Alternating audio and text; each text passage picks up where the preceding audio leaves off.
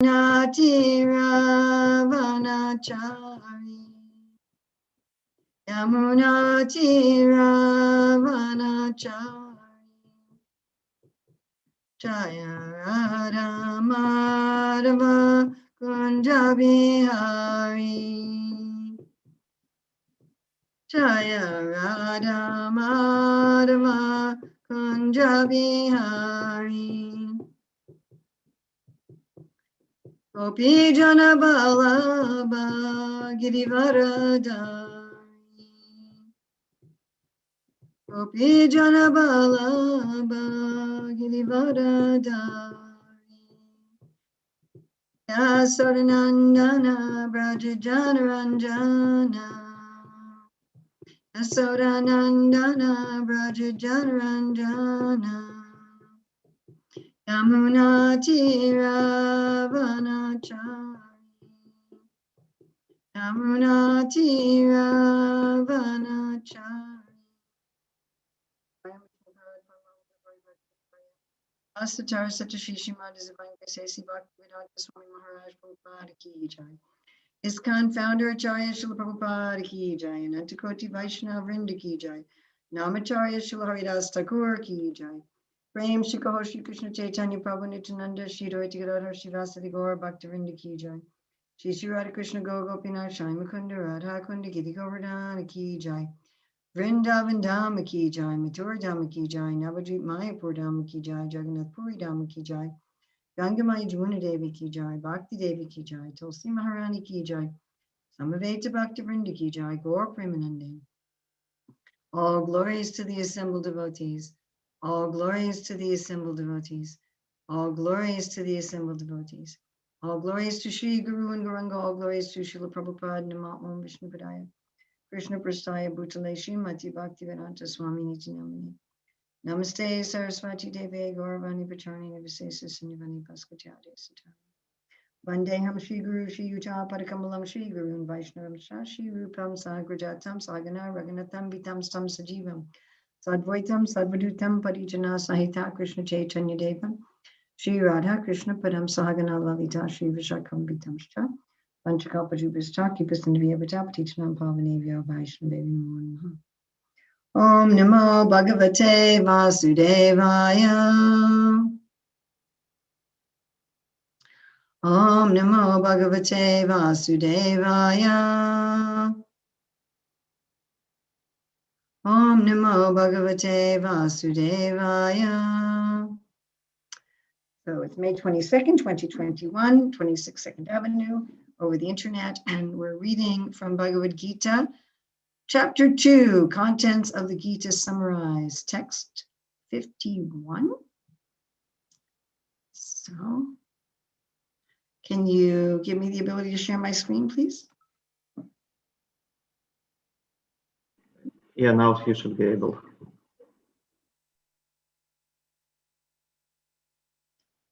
Okay.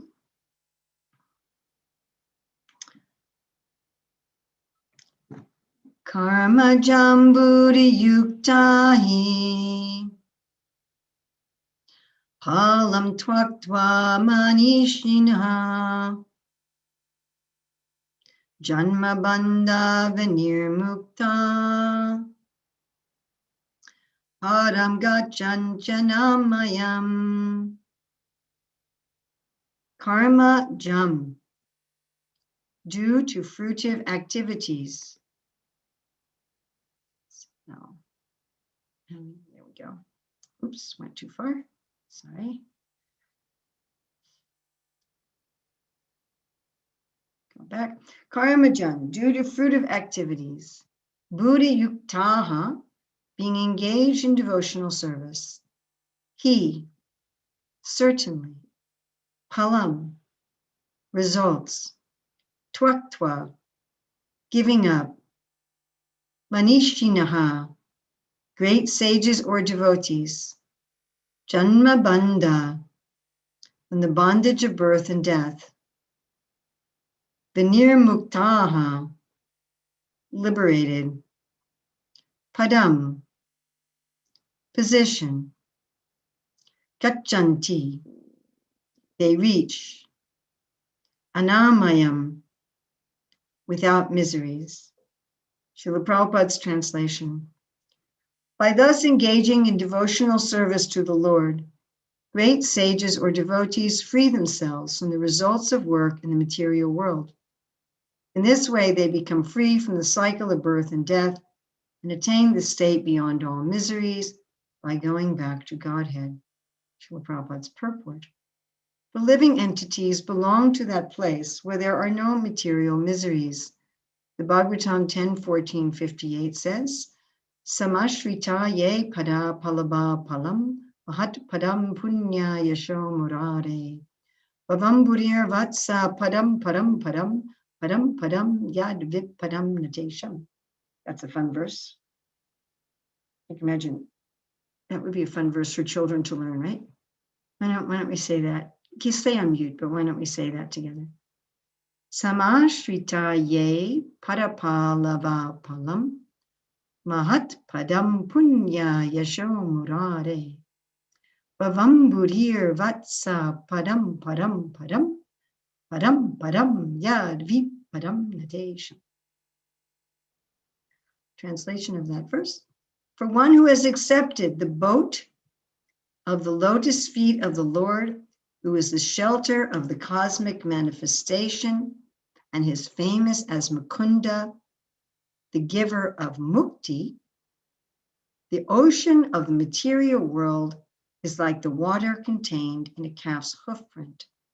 Padam padam, param padam, or the place where there is no material miseries, or Vaikuntha is his goal, not the place where there is danger in every step of life. Owing to ignorance, one does not know that this material world is a miserable place where there are dangers at every step. Out of ignorance only, less intelligent persons try to adjust to the situation by fruitive activities, thinking that the resultant actions will make them happy. They do not know that no kind of material body anywhere within the universe can give life without miseries. The miseries of life, namely birth, death, old age, and disease, are present everywhere within the material world. But one who understands his real constitutional position as the eternal servitor of the Lord, and thus knows the position of the personality of Godhead, engages himself in the transcendental loving service of the Lord.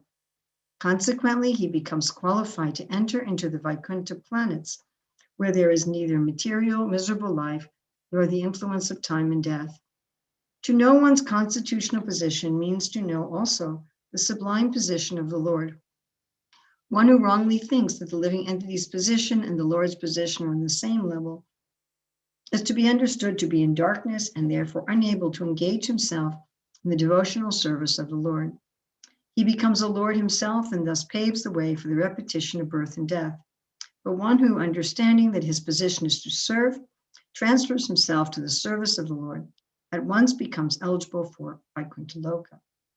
Service for the cause of the Lord is called Karma Yoga or Buddha Yoga, or in plain words, devotional service to the Lord.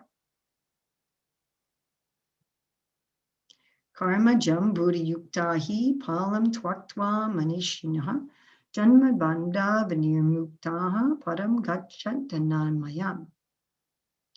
By thus engaging in devotional service to the Lord, great sages or devotees free themselves from the results of work in the material world.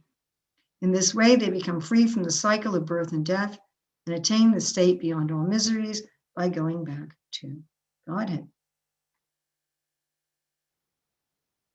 All right. So, Prabhupada makes the point in the purport that he makes often, that materialistic people do not understand that material life is miserable and cannot be adjusted so that it's not miserable. In fact, I would say that we spend the majority of our time trying to adjust the material world to make it not miserable, right? Or we're trying. we're trying. So, it's too hot, you turn on the air conditioner. It's too cold, you turn on the heater. You put on some more clothes, you put on lighter clothes, you get lights, everything we're doing. We're adjusting with our body, we're adjusting with the temperature, we're adjusting with other relationships, we're adjusting with the politicians, We're constantly trying to adjust everything. And if we are honest, we'd have to say that the bulk of the time and energy of a conditioned soul is spent at trying to relieve the material miseries. That's the main thing that people are doing. As Prabhupada would often say, eating, sleeping, mating, and defending, that we're trying to get a nice, comfortable place to sleep. We're trying to get nice food to eat. We're trying to have a suitable, compatible, romantic partner. And we're defending our ego. We're defending our physical body against bugs and snakes and bad weather and wars and viruses. And we're defending our false ego against anybody who dares to attack our false ego. And this is the main thing that we're doing with our time. And it doesn't work. It doesn't work. It just never ends. You finally realize it never ends. It just never ends. You never get to a point where you look around and go, no, everything's perfect. And then it stays that way. A week later, a month later, whatever, then this needs to be adjusted, this needs to be adjusted. And it just doesn't work. So the problem is not exactly the place. It's not when it's saying here, right? Venir mukta panam gachanti ananmayam. Gachanti means to go, to travel.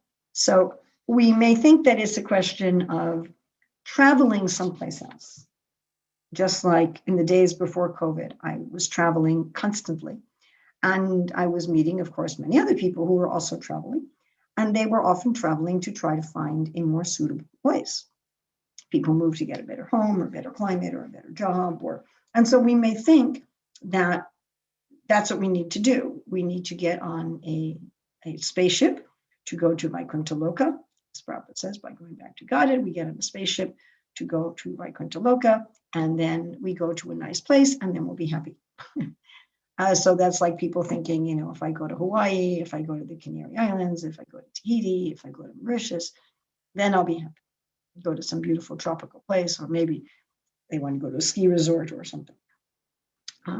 But as the saying goes, wherever you go, there you are.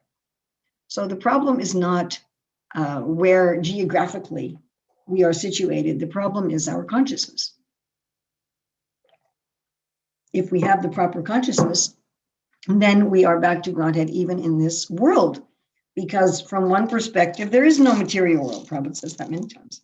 There's no material world. Material world is a particular state of consciousness. As Krishna explains in the Chaturshloki, whatever appears to be of value, if it is without relation to me, has no reality, know it to be my illusory energy, that reflection which appears to be in darkness. So the material world means a strange condition where I don't see things in relationship to Krishna. I see things as if they're separate from Krishna. I see that I'm separate from Krishna. I see other living beings as separate from Krishna. I see objects and endeavor as all separate from Krishna. And as soon as I do that, then I become miserable.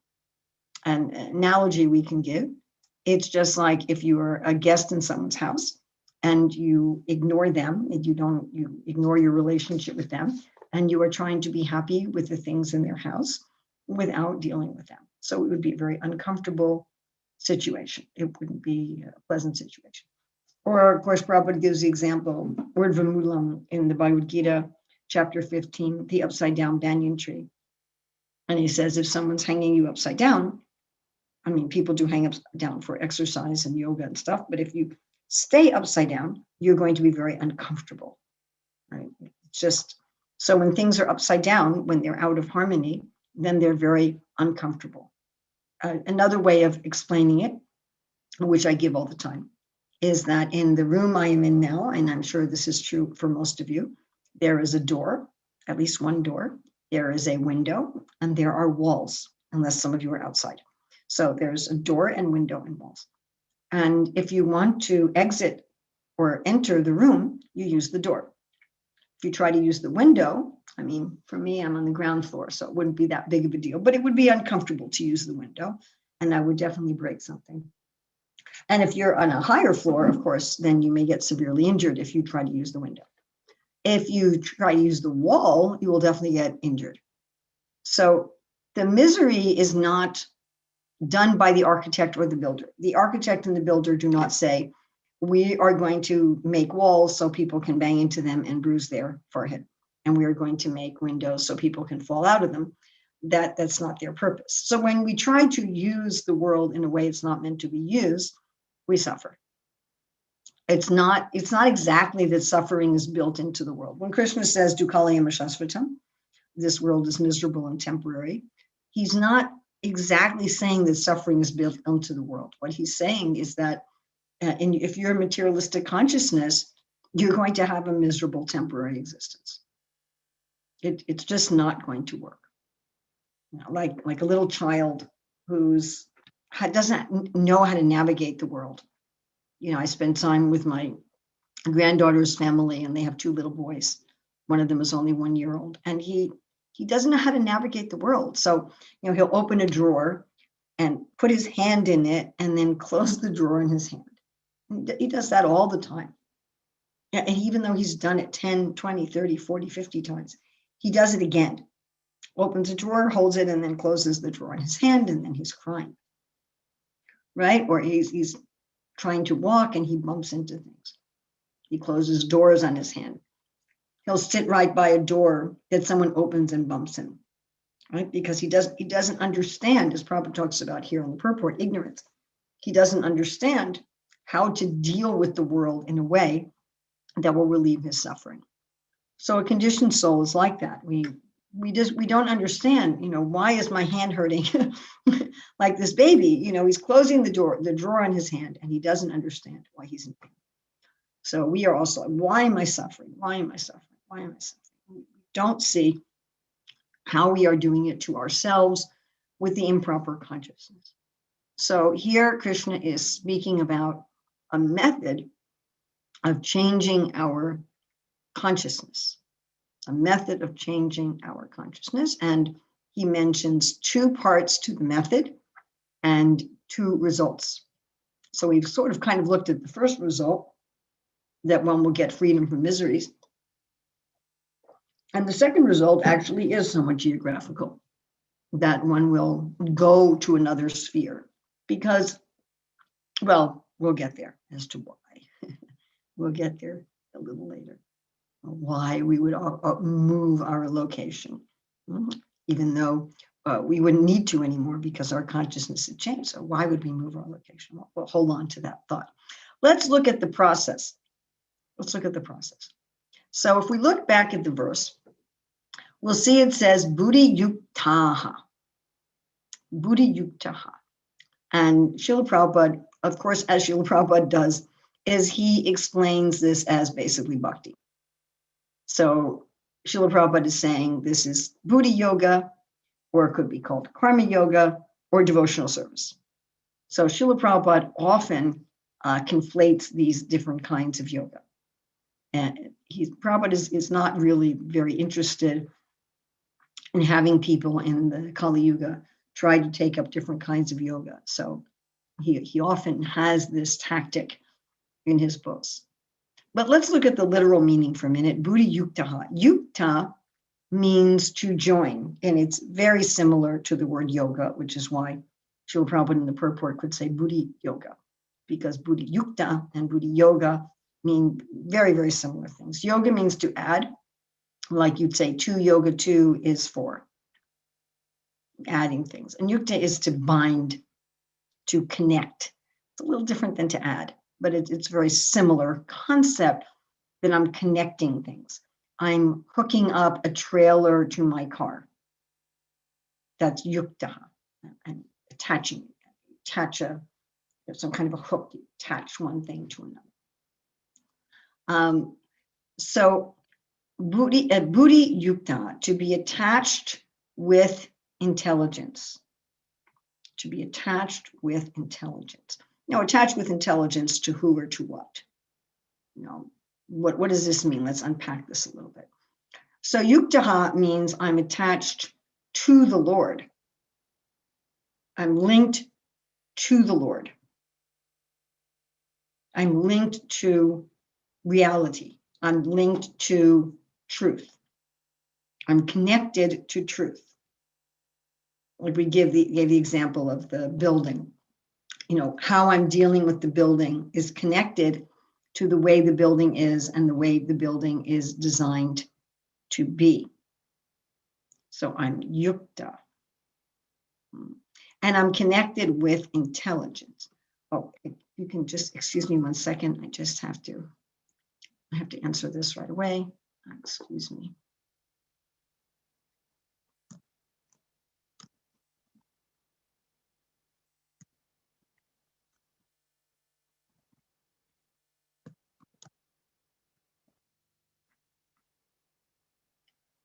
All right. Sorry. Thank you for that. So I have to be, it's a problem with giving class on the computer and people contact you. If you were sitting on the Vyasa-san, you wouldn't know that there was an emergency going on here or there. So we're connected to the truth with intelligence. We have there's harmony. People often talk about having harmony with the universe, which is nice. The universe is Krishna's body, or being in harmony with the planet, being in harmony with nature. And Prabhupada would always say, whose nature? It's God's nature. Now, this can be understood at a basic level as far as like the laws of nature are the laws of God. And we can understand something about the laws of God by looking at the laws of nature. If we want to understand something about how to deal with our bodies, then we look medically at scientifically, how does the body work? How does the body function? There's a lot that goes on in Kali Yuga where people work in a way that is opposed to how the body functions, just like meat eating. We can explain how our human body is not set up to digest meat. So if people are trying to eat meat, fish, and eggs in their human body, they'll become ill. Right? It's against biology. It doesn't work. The whole ashram dharma system is a system of acting that's in accord with the natural biological processes that the body goes through during life. When you're young, you want to study. When you're in the prime of life, you want to reproduce and create wealth. When you're older, you want to retire and travel. And when you're very old, you want to prepare for death and release yourself from the world. So this is the natural physiological and psychological stages of a human being. And to work with that is to be buddhi yukta. So you notice what's happening and you work with the laws of nature. So this is at a low level, where you just become aware of biology and you become aware of physics and mathematics and chemistry, and which are some evidences of the will of God. The laws of mathematics, the laws of physics, the laws of chemistry, the laws of biology.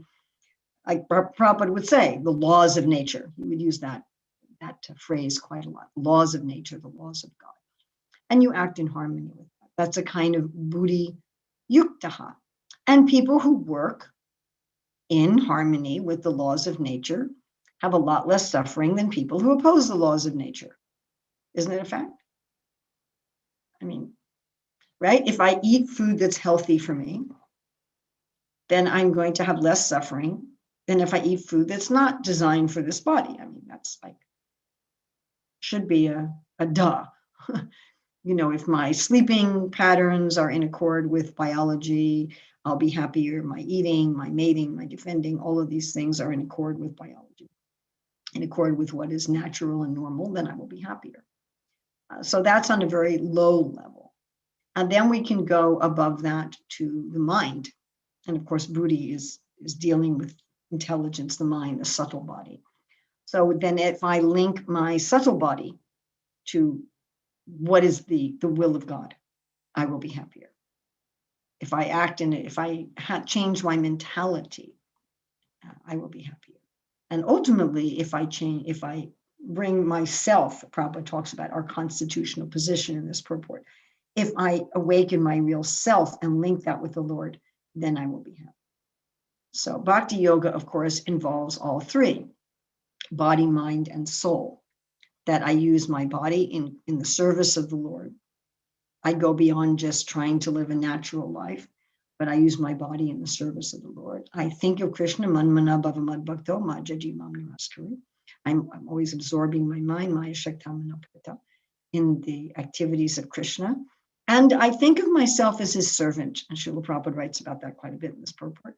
How I develop this mood of being a servant, because that is reality. Reality is that I'm a servant. Reality isn't that I'm a master.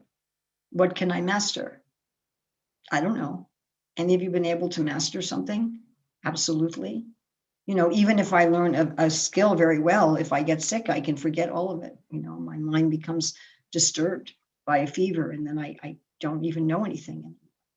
So what kind of mastery do I have? But I'm always the servant. I have to serve my body. When my body says go to sleep, I can only keep it up so much longer. After a while, I have to say, okay, I'm going to sleep, right? I can force my body to stay up until 2 or 3. Pretty soon, I just can't do it anymore, right? If our body says, go use the toilet, what do they call it? The call of nature. How long can you say no? After a while, you're so busy with it, I don't want to go to the toilet. That's why little children have accidents, because they don't want to stop playing. But eventually you have to.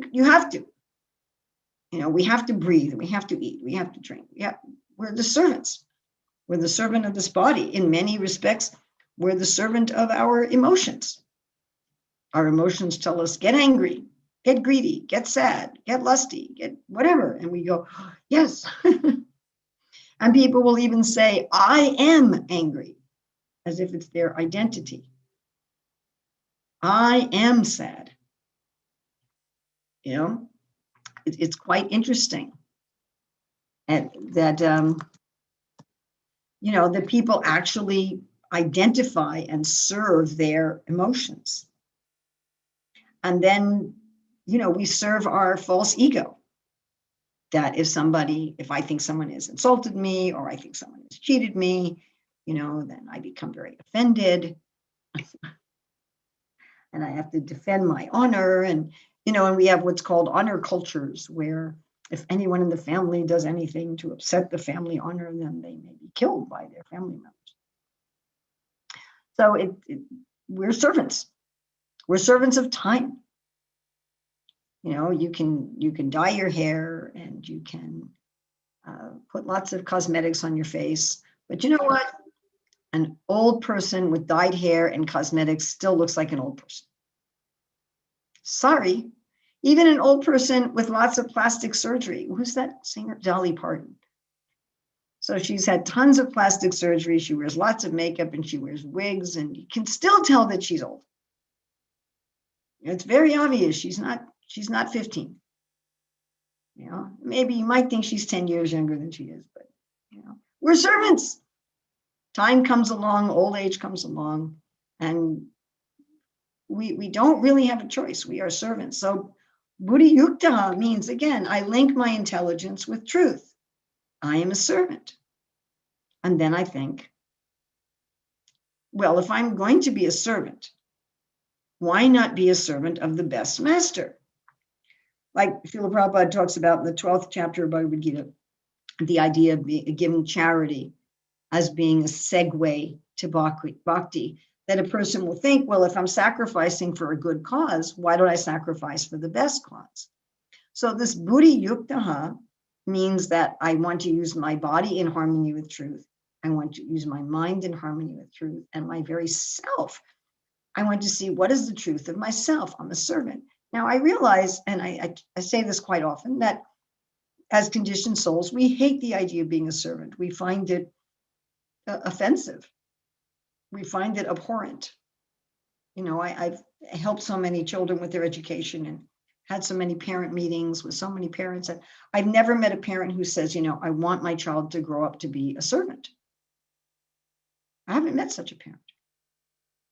Even if the parent themselves is just like, a janitor, that's not what they want for their child. They want their child to be a medical doctor or a lawyer or a president or something, but an IT specialist. But they don't want them to be a servant. But we are servants. And we're only going to be happy if we are who we are. That's just so obvious. I'm only going to be happy if I am who I am. I'm only going to be happy if how I'm acting is in harmony with how things are. I mean, it's such an ABC concept. It sounds ridiculous, but we don't get this. We think I'm going to be happy by adjusting the world to make it fit my fantasy of what I think it should be. I've got this fantasy, as Prabhupada writes in this purport, that I'm the Lord, that I'm the master, that I'm the controller. I'm going to set up my life and the life of my near and dear ones, and the life of my country people, and etc., to be what I want it to be, and I'm going to manipulate nature for that end, and then I will be happy. But then we're untethered. We're like a mentally ill person, as Prabhupada, had this booklet in the beginning of the movement. Who is crazy? Crazy. It's not that the way I'm going to stop getting bruises from the walls is to try to learn how to walk through the walls. That's not the solution. Well, let me develop a mystic power so that I can walk through a wall without getting bruised. No, the solution is to walk through the door and hang my pictures on the walls, not try to walk through the walls. That's the solution. So that's buddhi yuktaha. I'm a servant. I am meant to be connected with the Lord in loving service. Me, the soul, I'm meant to always think of the Lord in love, and I'm meant to use my body in his service. And again, even if one does this at a lower level, I want to dedicate myself to the good of the universe. Even then, one will be much happier than if one tries to be the Lord and master of the material nature. Then we also have this very interesting thing here in the verse. We have palam twaktva. Now, this is a common theme throughout the Bhagavad-gita, and it's a common theme throughout the Srimad Bhagavatam. In fact, it's a common theme through all of the Vedic scriptures. Give up the fruits. Give up the fruits. Now, of course, giving up the fruits is connected to this idea of buddhi yuktaha, but it's a particular subset of it. Now, why do I say that? Because it's entirely possible, and please listen very carefully because this is a very important point. It's entirely possible to think I'm serving the Lord and still be attached to the fruits of my work. That's entirely possible. I could be on a physical and mental level and in the mood of a servant, thinking, working for the benefit of Krishna and working to do things for Krishna and be very attached to the fruits.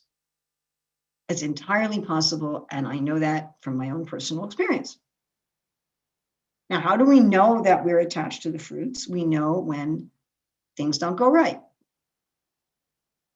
You spend months or years working on something for Krishna, working with the laws of nature, working with Krishna's laws, working with the scriptures. You're connected with your intelligence to Krishna, and you work really hard for something, whatever it is, building a new temple, building a barn for the cows, taking care of 20 cows, starting a business for Krishna, whatever it is. And then something happens. Something goes wrong. And especially if something goes wrong from the other devotees. So, there you are, 90% done with building your temple, and some other devotees come along and criticize what you're doing or stop you. You can't finish the last 10% of your building. And sometimes that even happens when, some devotee authority asks you to do something and you do it and you spend a lot of time and effort and maybe money. And then after you've done it, the devotee authority says, oh, we don't want it. Forget it. We're not going to use it. This happened actually to my father very early in my joining ISKCON. So I joined the temple in Chicago, and we were going to have our first Rath Yatra in the summer of 1974. So my father ran a multinational food business.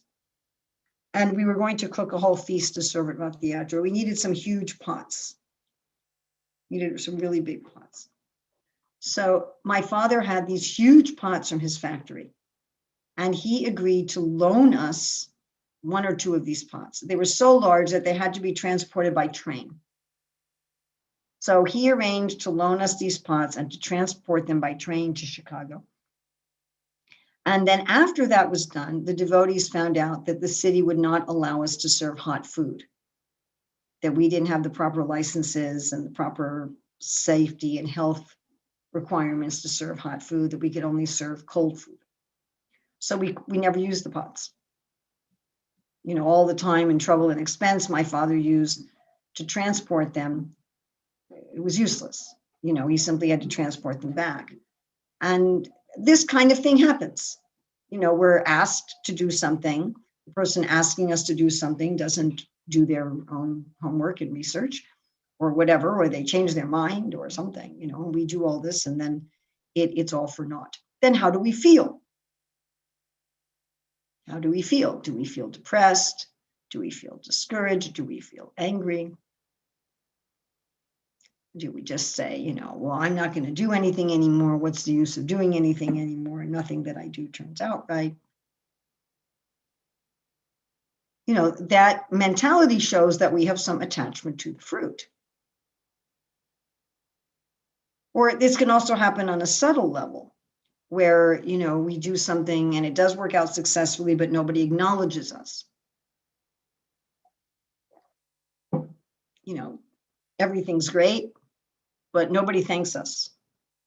Maybe they get up and thank everybody else and they don't thank us. You know, again, I'm sure we've had this sort of experience. We're like, hey, what about me?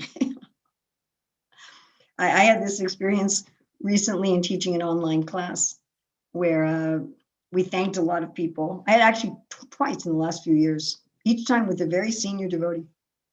And, you know, we thanked a lot of people. And then the very senior person said, what about me? You didn't thank me. I did this and this and this. And I thought, wow, you know, it's what we're like. We want to be acknowledged.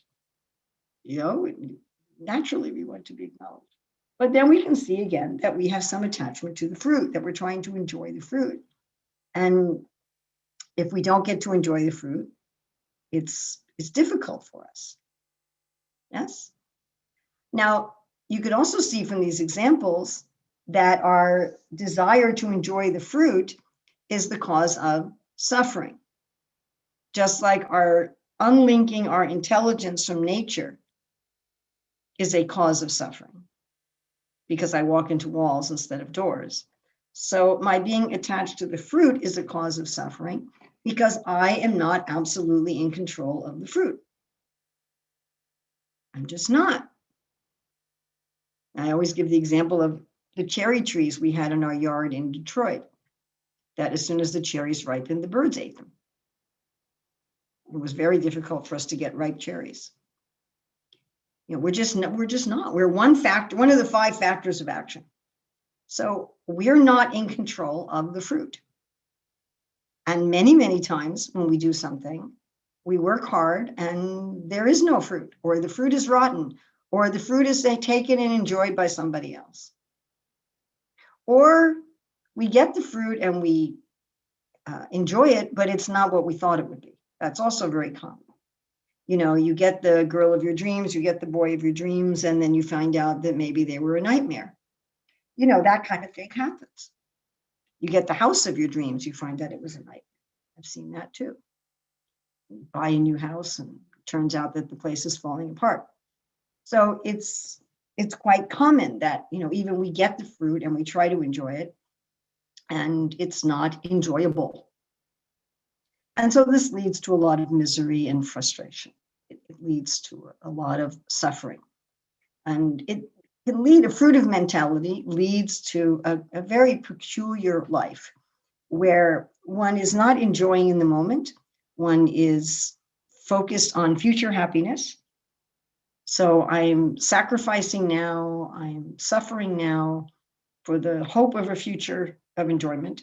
And when the time comes for me to reap the harvest of my hard work, a lot of the times I'm frustrated and angry and unhappy for the reasons that we just discussed. And so when am I actually happy in that kind of mentality? I'm only happy when I get the result and it's what I wanted it to be. And then it's brief. Then it's temporary. And so then I have to strive again.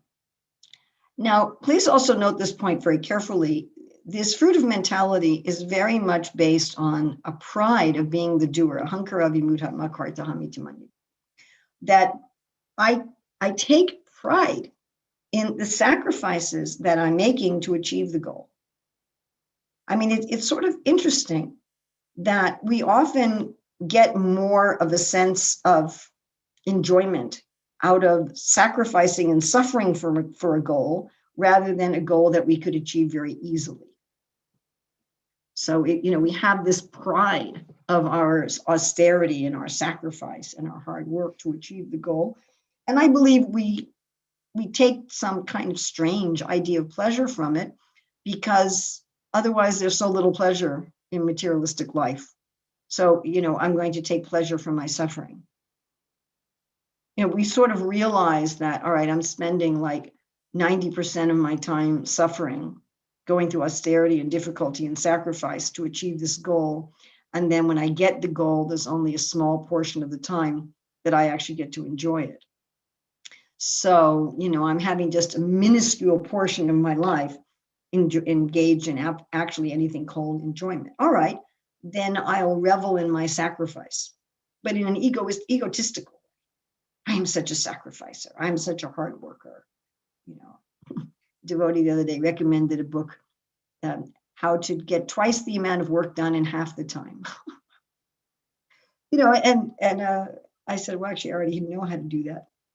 But, we end up being proud of that kind of thing. I can do the work of 5 people. I can get twice the amount of work done in half the time. And I work so hard for this. And we often tell people how hard we worked, how much we sacrifice. It's one of the main things that we do. We talk about our austerities. We do this in our relationships. I was in the kitchen for 6 hours today making this, and I had to go to a specialty shop and buy this thing. And, and we tell people that.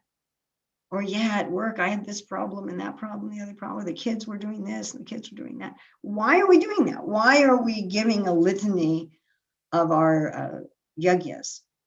I remember once visiting a temple where the woman was telling me, I always let all the visiting preachers and sannyasis stay in my house, and I'd be in the kitchen 14 hours a day. And I'm thinking, why are you telling me this? Why are you giving me this list of your austerities? And that's not joy. It's an egotistical thing. And it's so that we feel that we can claim a right to the fruits, that I've earned it. Therefore, I should enjoy it. Therefore, you should get out of my way. Therefore, you should treat me nicely. Therefore, you should reciprocate with me, and so forth. But, awful. What an awful consciousness. What an awful way to live.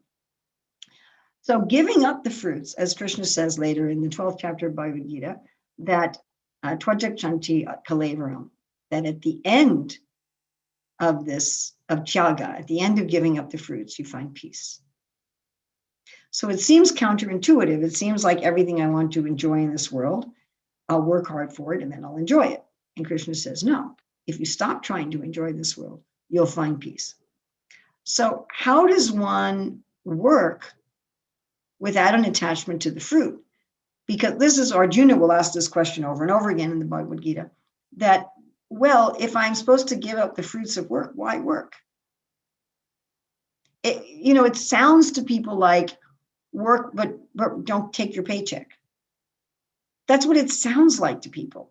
It's like, okay, I'm going to put in 40 hours or 50 hours even, plus, once the world goes back to normal, my commute time, everybody I'm sure is looking forward to their commuting time again. So, I'm going to put in all those hours, 8 hours a day, an hour for lunch, plus my commute time. I'm going to have to deal with obnoxious people. I'm going to have to deal with things I don't like and so forth. And I'm going to do this without a paycheck. How am I going to pay my rent? How am I going to pay for my food? How am I going to pay for my whatever, Netflix? I mean, why would I do that? It just seems stupid. Even if I'm Bill Gates' son and I don't need to work, I might want to work in a volunteer organization so that I can get my plaque up my name on a plaque on the wall. People will honor me at a big dinner or something. Why would I work without that? So it's sort of confounding to the conditioned soul to give up the fruits of your work. But what it means is that one works with this, going back to the Buddha Yuktaha, one works with this connection to the Lord at every moment. And that's a different kind of fruit. That's a different kind of result. And this takes practice. Therefore, we call it sadhana bhakti or abhyas yoga. It takes practice. We're so habituated to doing things that make us miserable. So it takes practice. That the joy I'm getting, as Prabhupada says at the very end of Bhagavad-gita, we live life with the thrill, not just one time, but at every moment. The joy that we're getting is in this moment, I'm connecting with the Lord. In this moment, I'm connecting with the Lord. In this moment, I'm connecting with the Lord. In this moment, I'm connecting with the Lord. And then the fruit becomes the same as every other moment. And I'm sure we've all had this kind of experience where, I'm cooking for Krishna, and the experience of cooking for Krishna is just as joyful as eating the prasadam. Shopping for Krishna, cooking for Krishna, offering it to Krishna, and cleaning the Lord's plate and taking the prasadam are all equally blissful. And we know we have that experience when sometimes we don't eat what we cooked, and it's still blissful. It doesn't matter. You cook for some big festival and all the prasadam is being served out while you're cleaning the kitchen. And the person you asked to make you a plate forgets to make you a plate. And you get out and there's only like 2 preps left. And it doesn't matter because you're so happy from the cooking for Krishna that you weren't cooking to eat. Again, we've all had this sort of experience where the process was as enjoyable as the result. The result, again, it was just another moment that was equal to every other moment in the process. And each moment was thrilling. And this way we're peaceful because our enjoyment no longer depends on whether or not the end result is successful, which, as I say, we can't control that. Good luck. But what I found is I can't control it. I can't control, does something happen? How good is it when it happens? How much do I like it when it happens? How much do other people appreciate that it happens? How long does it go on? I can't control any of that. All I can control is my intention and my desire.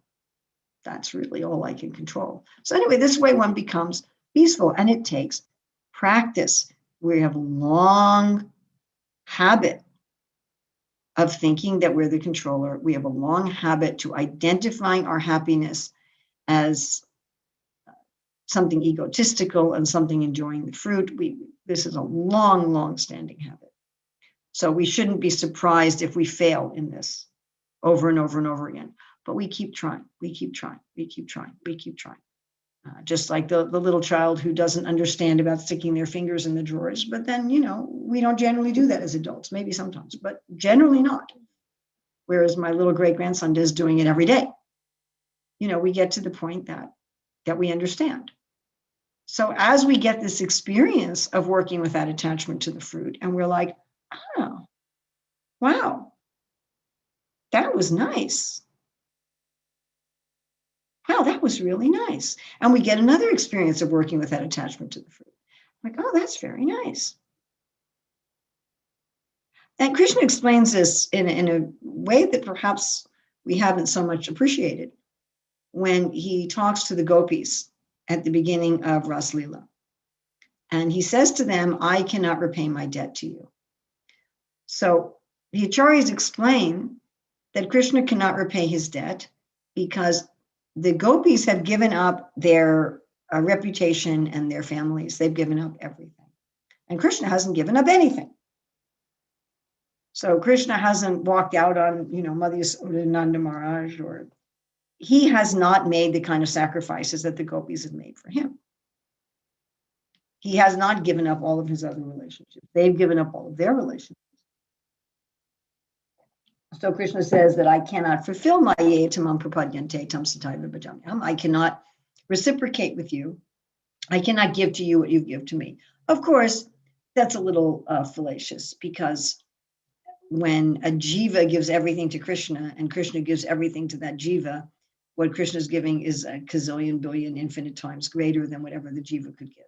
So Krishna is being a little tongue-in-cheek here, because clearly he can, reciprocate isn't even the word for it. I give Krishna everything and Krishna gives me everything. It's like I give him a little tiny, cup and he gives me an ocean. So, that's kind of silly. But still, Krishna is humble, actually, and he's grateful. Krishna's grateful. So he says like that.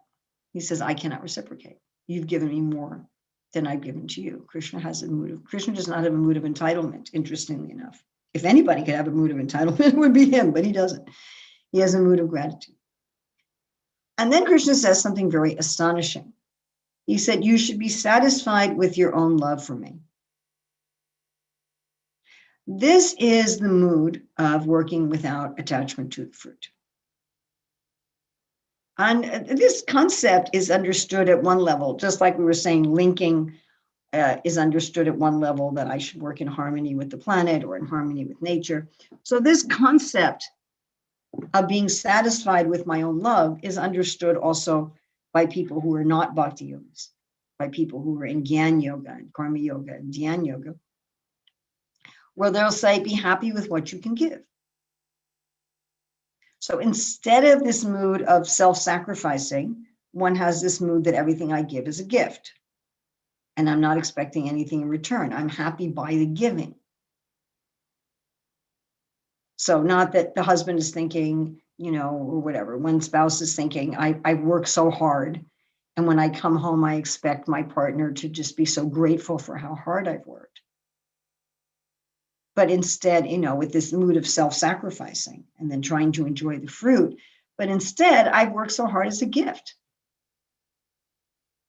Now, even on a low mundane level, I've worked so hard as a gift for my spouse. It's just a gift. There were no strings attached. It wasn't a merchant exchange. It was just a gift. And ultimately, of course, we should do that not on a mundane level, but for Krishna. I'm doing this work as a gift to Krishna, not because I'm paying for a fruit. And my happiness comes in my own giving of love. Now, we all experience this.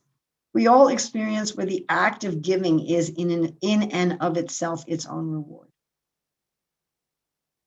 We all experience this. Doing something kind, going out of our way to do something kind and nice and considerate for someone, that the feeling we get from doing that is its own reward. Whether the other person knows about it, whether they appreciate it, it's irrelevant. I'm giving. Sorry. So we all have that kind of experience. And what to speak of if we're doing something for Krishna? If I have that experience that watering a little plant that's wilting, or, feeding a stray puppy dog is satisfying just for the act of giving, then how much more so that would be true if I'm giving to Krishna?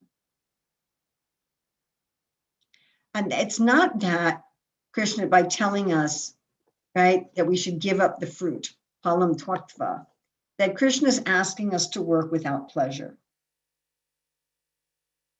It translates to us that, well, all I'm going to have left is my hard work.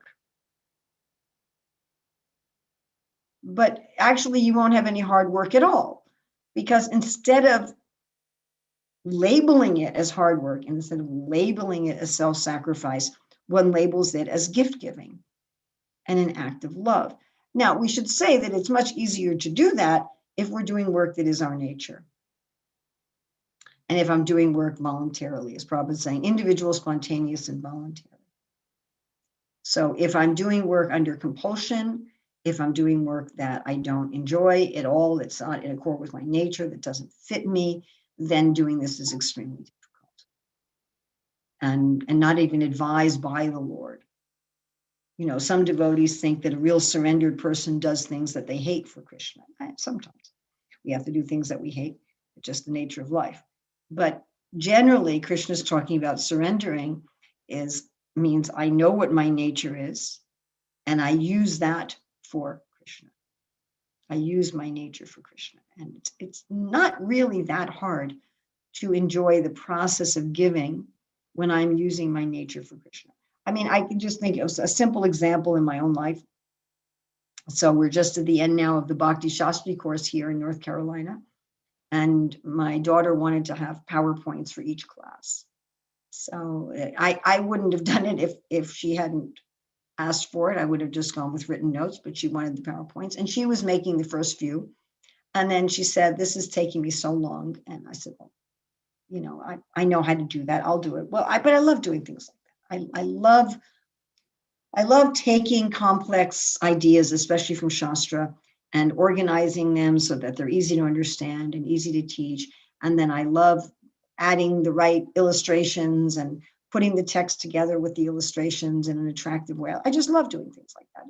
It just suits the kind of person that I am. It suits, I mean, not not the kind of person that I am ultimately in my spiritual body, but it suits the kind of person that I am in this life, in this world.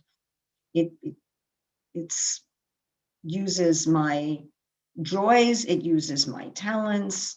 It makes me feel like I'm doing something that's a really good fit for me. I'm a square peg in a square hole kind of thing. And then I'm seeing that it's helping others, that it's meaningful, it's bringing me deeper into the Shastra. So I'm enjoying doing these PowerPoints as much as I enjoy teaching the PowerPoints or having the students learn from the PowerPoints. I'm enjoying the process. So again, I'm sure we all have an experience like that, where when I'm doing things that are in accord with my nature, I'm enjoying the process. Again, this is true even for materialistic people. So if a materialistic person is working according to their nature, they will enjoy the process, regardless of the result. It's called a state of flow. However, if I'm acting according to my nature for Krishna, then I have a spiritual enjoyment of the process. I enjoy the process of giving. I don't feel I need to get anything back because the process of giving was in itself its own reward. And this is what Krishna is telling the gopis. The process of your loving me is its own reward. However, I reciprocate with you. And so that's why the gopis are even happy, although externally it doesn't look like that, but that's why the gopis are even happy when Krishna leaves them and goes to Mathura. It's a different flavor of ecstasy, but it's still ecstasy. Why? Because their happiness is coming from their own giving of love. And they're giving love, whether Krishna's in Vrindavan or Krishna's in Mathura. Doesn't matter.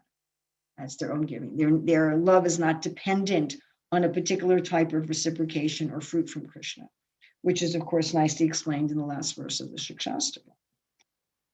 All right, so what does one get if one does this? If one does buddhi yuktaha and one does phala tvaktva. If one links with intelligence and one renounces fruits. So here we have freedom from miseries. Freedom from miseries. We have said here specifically, janma bandha vinirmukta. So you get free from the bondage of birth. Muktaha means free. Padam gachanti anmayam. So you get to a place, padam is a place, gachanti is to go, anamayam, without miseries. So these two results here are very much talking about changing one's literal position. That I don't go into another material body to take birth, And instead, I, the soul, go to another place. I go to a place where there's no miseries. And this particular way of explaining the goal sounds very death-oriented. You know, you're doing this process within life of buddhayuktaha and palatyaktva. And then what happens is at the end of life, you go to this wonderful place and you don't have to come back to the material world. And this sort of a concept is there, of course, in all the religions of the world. That at the time of death, you go to some sort of a heaven and you don't have to suffer anymore.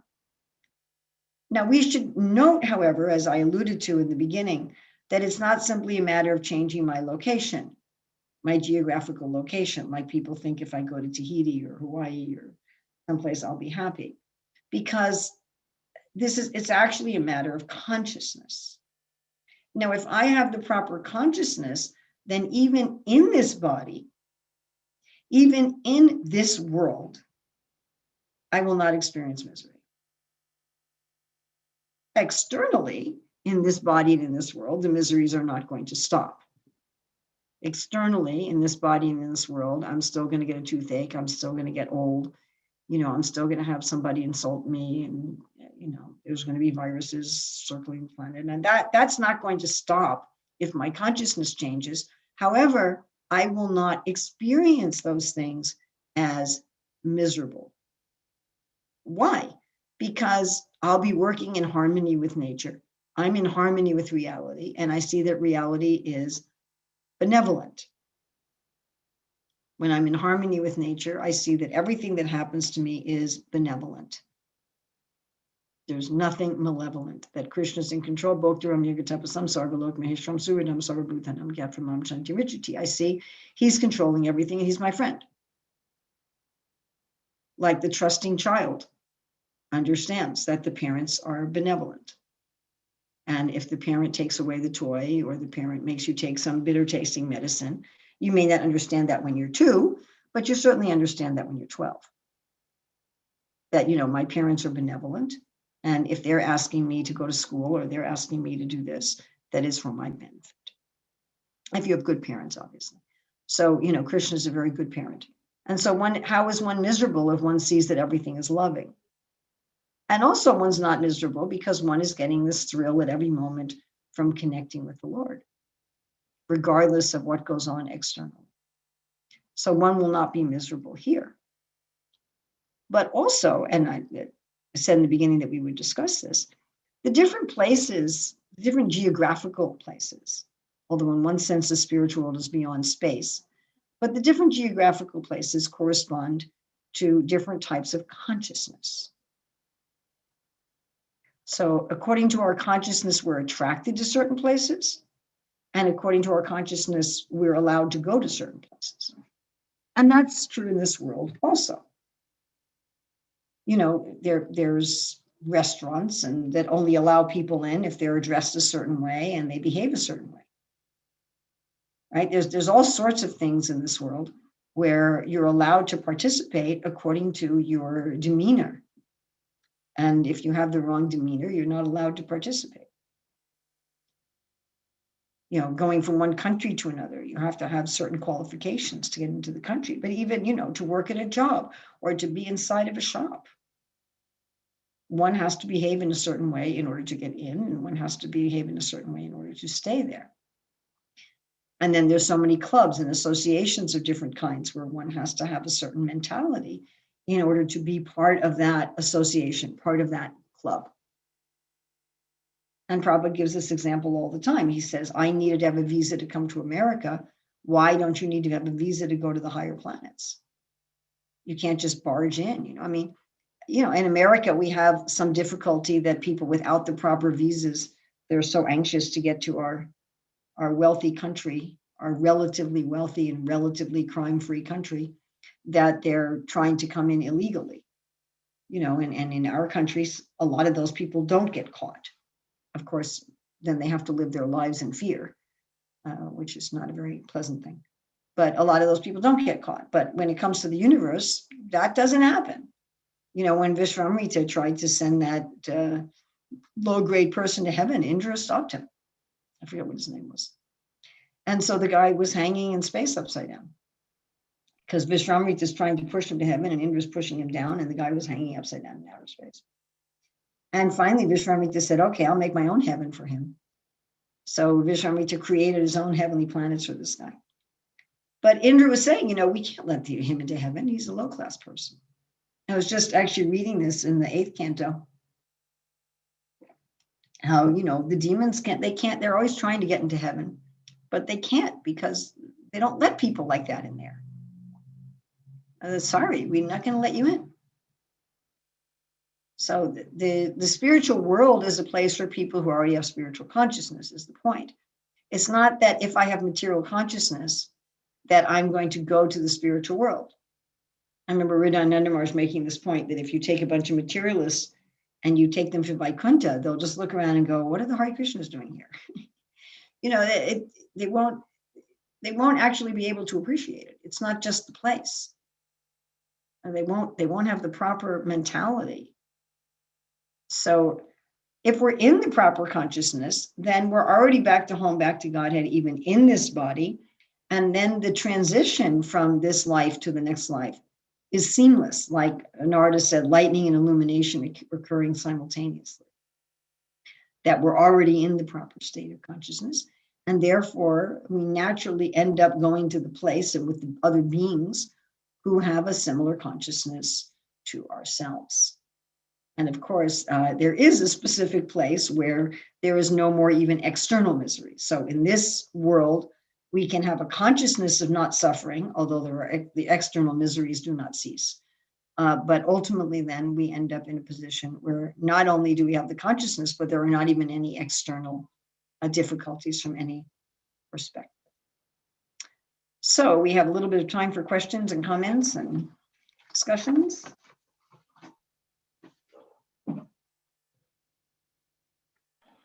Does anyone have any questions?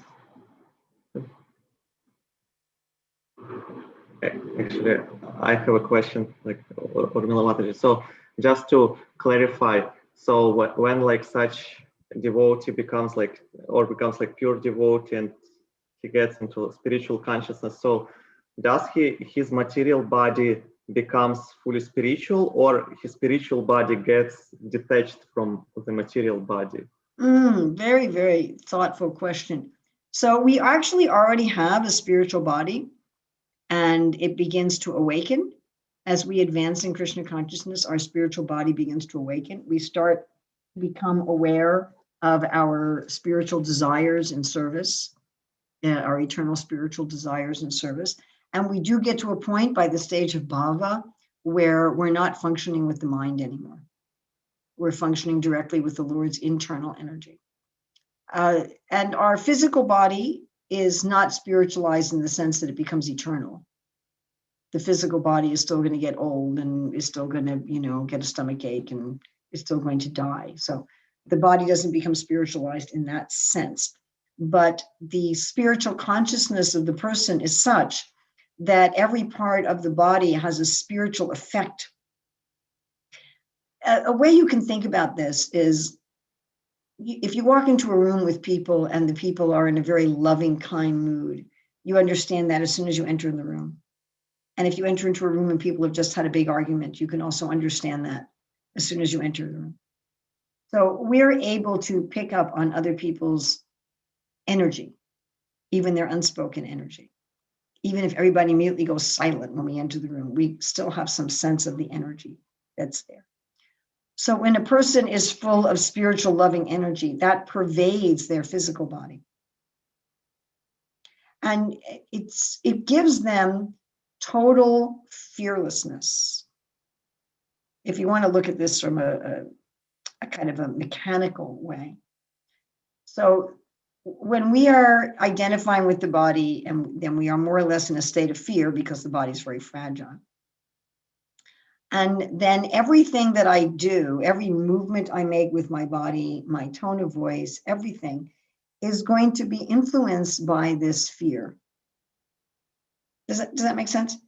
If I think I'm this body and I'm this identity in this body, Those are very fragile things. The body is extremely fragile. The mind is very fragile. A good friend of mine just had kind of a psychotic break. I mean, the mind is very fragile. The body is very fragile. My whole identity in this world is very fragile. People who get Alzheimer's or get dementia, they can't remember who their spouse is, who their children are. I've seen this. What career they had, their whole identity. It's very fragile. So as long as we're identifying with that, we're in this state of fear, and that state of fear is being communicated constantly through our body. We're used to it. We're used to dealing with other conditioned souls who are all more or less fearful. We're accustomed to it. So it becomes just like there's a highway near here and there's a roar of cars all the time. I remember once I was talking to somebody with my door open and they said, "What is that noise?" But we become used to it. So we become used to this background of anxiety.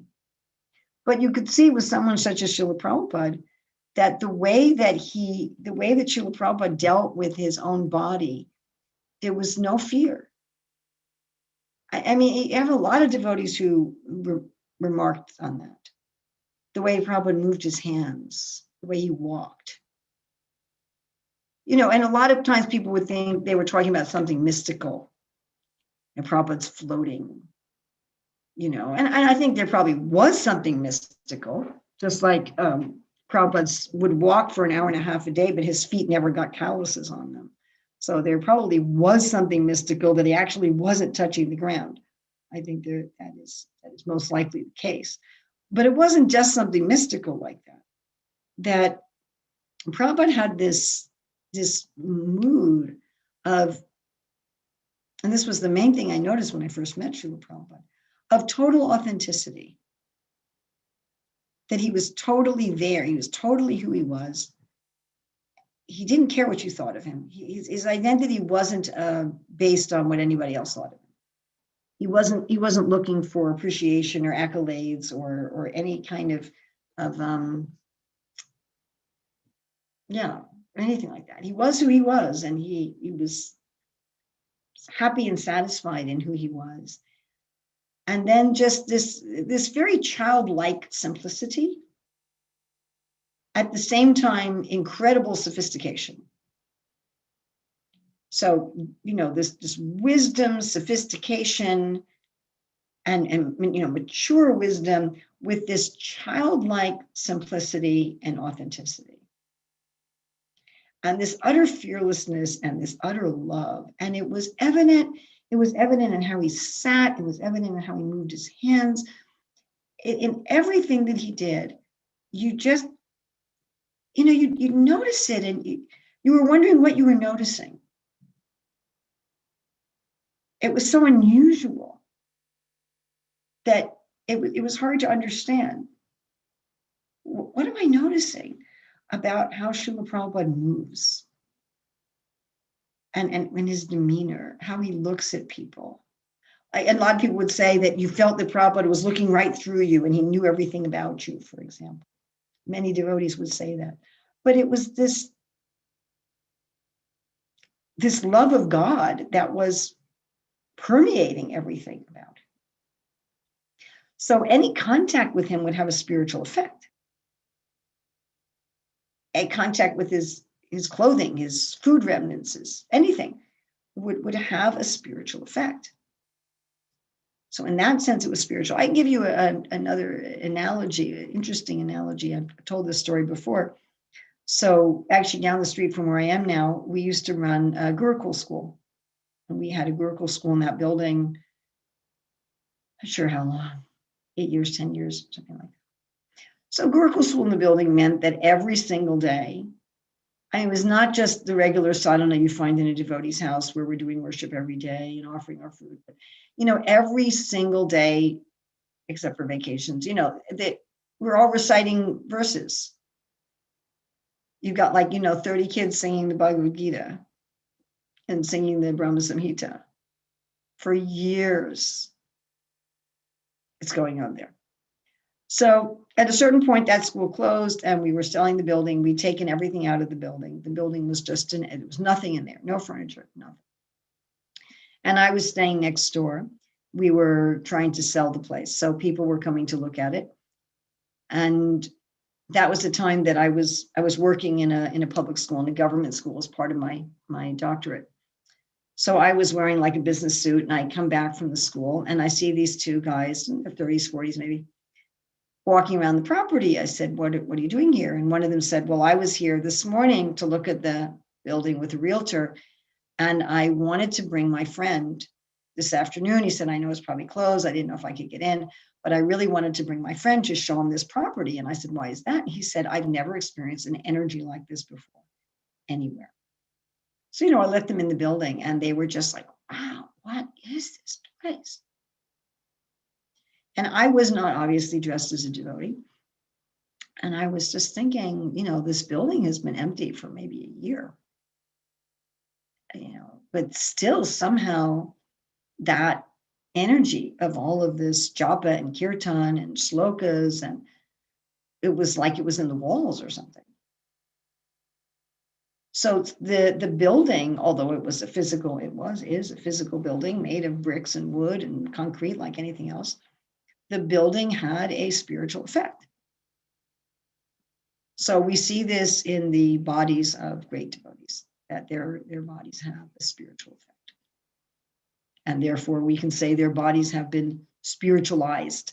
At the same time, the person's own eternal spiritual body is being awakened from within and operating within, and no longer using the subtle body. So that's a very long answer, but I hope that that's a satisfying answer. We have about 5 more minutes if anyone else has a question. I have a question. I wanted you to talk a little bit more about, it sounded to me like a sort of a ugly character trait when someone expects a thank you. I know of someone who was invited to a wedding, but because of COVID, they did not go, but they did send a generous financial gift, and they never got any kind of, not a little thank you note or nothing. So I, sometimes I think it might be hard to let go of those fruits, but I wanted you to talk a little bit more about why that's such a terrible character trait. I don't think I would characterize it as a terrible character trait, but it makes us miserable. It makes us miserable. How do we feel when I give a generous financial gift to somebody and they don't send a thank you? I feel miserable. My happiness then becomes dependent on how other people treat me. And the last time I checked, I cannot control how other people treat me. Yeah, that's true. I mean, I don't know. I keep trying. Don't ask me why I keep trying to control how other people treat me. But so far it hasn't worked. I mean, I'm hopeful maybe tomorrow it will work. But, so far it hasn't worked. And if I make my happiness dependent on how other people treat me, what other people think of me, what other people say of me, I'm going to be miserable. First of all, I'm going to be constantly in fear, because I know that in the past, other people have not treated me nicely, or they haven't treated people that I love nicely. So I figure that's going to repeat itself in the future, and it probably will. So I'm always going to be afraid of it. Then I'm going to be trying to manipulate people to treat me in a certain way, which is generally not going to work. So I'm going to feel very frustrated. I'm going to feel very angry with them. It's I wouldn't say it's a terrible character trait. It's just miserable. It's like if you walk into walls, that's not a terrible character trait, but it's just dumb. It just probably uses the word ignorance. It's ignorant. All right. So, why am I giving a substantial financial gift to somebody? So they'll appreciate me, so they'll love me, and then I'll be happy, and then I'll feel fulfilled. Then maybe I should get a different motive. Now, it's true that if somebody is regularly ungrateful with me, I might decide that it would be more prudent to give my gifts elsewhere. I have a limited amount of gifts that I can give. I mean, I once gave some very expensive jewelry that I'd gotten from my mother to a friend, And years later, I found it on the floor of her house, covered with dust mixed with their children's toys. And I decided, I'm not going to give her expensive jewelry anymore. Jesus said, don't throw your pearls before swine. And we say, don't teach the glories of the Lord to the faithless. It's actually an offense to give something to ungrateful people. We implicate them in offense when we give something to ungrateful people. So if people are ungrateful, then give to somebody else. But my happiness shouldn't be dependent on other person's gratitude. It may be a pragmatic decision that I may just say, why should I give something to someone who doesn't use it properly? I mean, it's just, why? Let me give something to somebody who uses it properly. That's a pragmatic choice. It's not an emotional choice. Does that make sense? Yeah. So where is my happiness going to come from then? I got to get happiness, and under Maya Vyasad, I'm a pleasure-seeking being. I've got to find happiness. So that my happiness can be that I'm doing this to please Krishna. Would Krishna like it if I gave these people a substantial financial gift? Would that make Krishna happy? If it would make Krishna happy, then whether or not those people are grateful is not my problem. That's their problem. That's their problem in their relationship with Krishna. Again, pragmatically, I may decide I have a limited amount of money, I have a limited amount of time, I have a limited amount of energy. Let me use it for where it's going to have the most value, if I can. But again, that's again to please Krishna. That's again to please Krishna. I mean, that if we think about the story with Jesus and the money, where the parable that Jesus told, where a master gave his 3 servants money. One servant, he gave 1 coin, one he gave, I think, 5, and one he gave 10. I don't remember exactly. And he comes back after some time, and the one to whom he gave 10, he invested it, he got back 100 coins. The one to whom he gave 5, he invested, he got 10 coins. And the one to whom he gave 1, he buried it in the ground. And the master said to the one who'd buried it in the ground, okay, we're going to take it up and you lose it. You don't have anything. And to the ones who'd increased it, he said, well done, good and faithful servant. So we should try to give whatever gifts the Lord has given to us, we should try to share them in such a way that they will multiply. We should try to share them in ways that we should try to make good investments of the gifts that the Lord gave us for his happiness. So he will say, well done, good and faithful. Whether or not other people appreciate that, And I like I'll just end with this. I like when Akura goes to Vrindavan and he says, therefore, Krishna Balaram will say, Uncle, Akura, and my whole life will be successful. And Prabhupada said, if we're not working to be recognized by Krishna, our whole life is condemned. So to take that tendency to want to be thanked and appreciated by others and want to be appreciated by Krishna.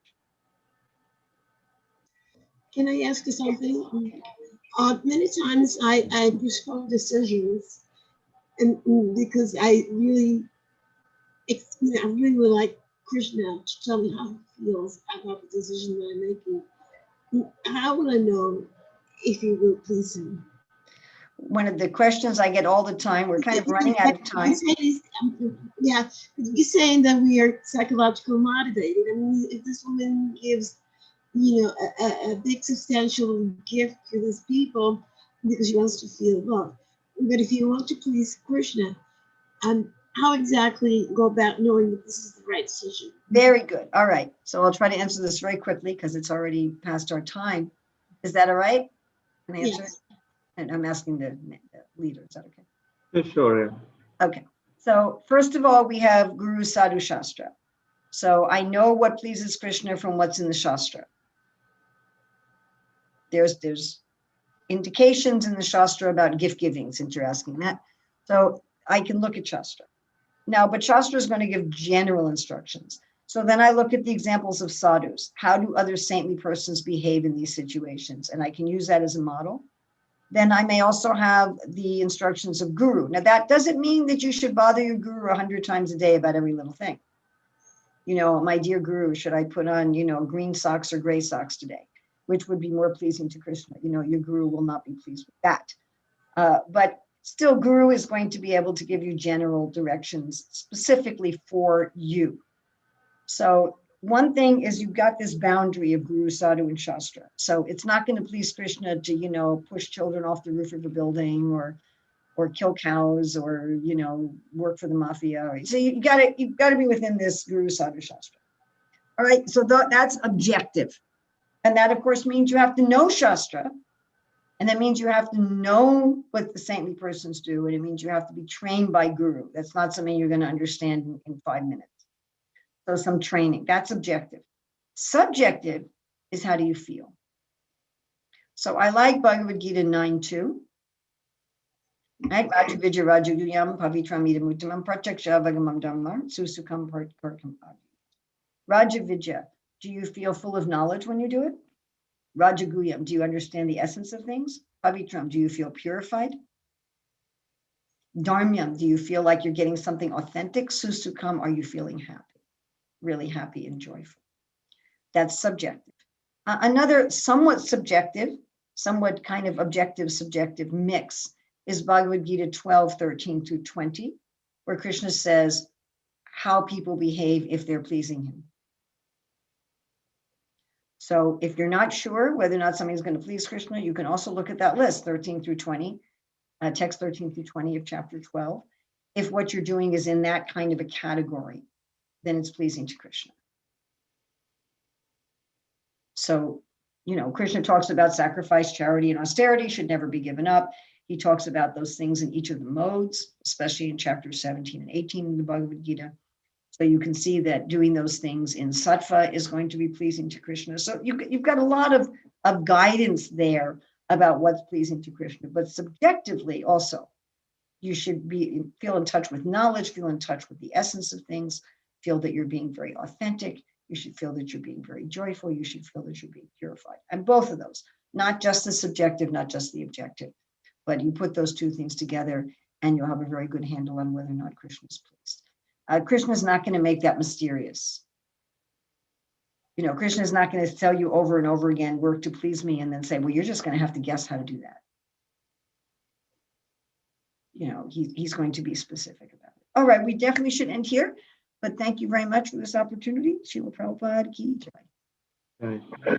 Thank you, Urmila Mataji. Like, would you mind to lead Kirtan for us several minutes? Like, how do you do that on Zoom? I haven't found Kirtan leading on Zoom to be something that is effective.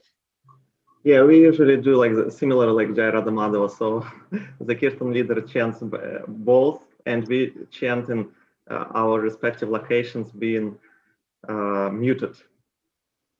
Okay. Namo Vishnu Padaya Krishna Prastaya Bhutale Srimate Bhakti Vedanta Swami Iti Namine.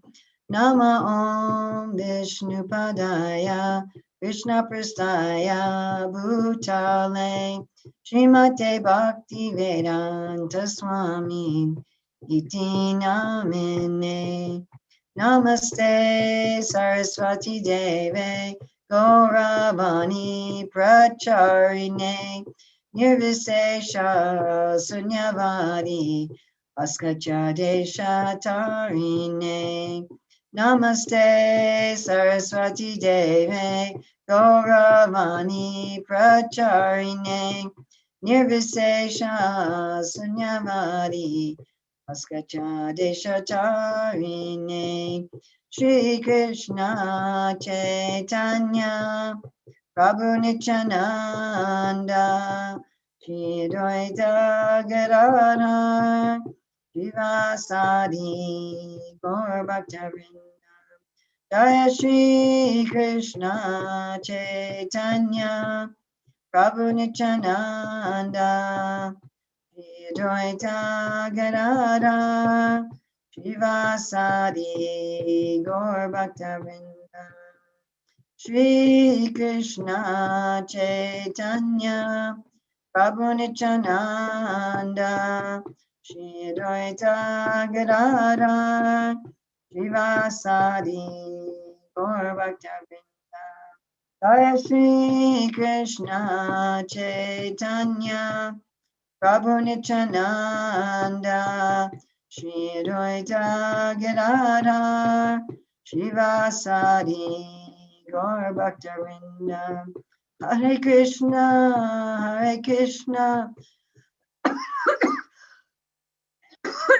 Krishna Krishna Hare Hare Hare Rama Rama Rama Hare Hare Hare Krishna Krishna Krishna Hare Hare Hare Rama Rama Rama Hare Hare. Thank you. Hare Krishna. Thank you very much, Urmila Mataji, for a wonderful class today.